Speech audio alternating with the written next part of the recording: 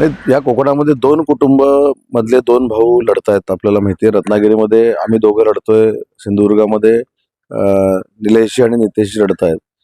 चारही जागा महायुतीच्या निवडून येतील आणि नुसत्या ह्या चारच जागा निवडून येणार नाहीत, तर सिंधुदुर्गच्या तिन्हीच्या तिन्ही जागा जिंकू आम्ही, रत्नागिरी जिल्ह्यातल्या पाचीच्या पाची जागा जिंकू आणि रायगडच्या देखील सातीच्या साती जागा जिंकू.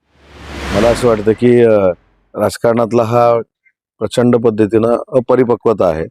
ज्यावेळी मतदार यादी बनवली जाते, ती जाहीर केली जाते, त्याच्यावर ऑब्जेक्शन घेण्यासाठी दिवस ठरले जातात आणि त्याच्यानंतर मतदार यादी जाहीर होते.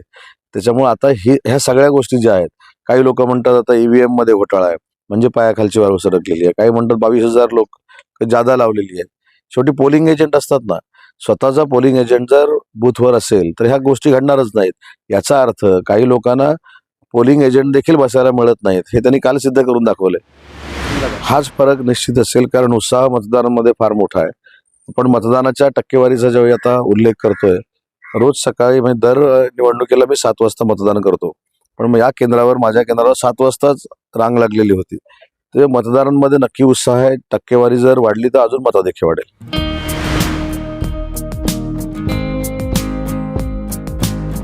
टाइम्स डिजिटलला लाईक करा, शेअर करा, सबस्क्राईब करा आणि बेल आयकॉन दाबायला विसरू नका. Times digital.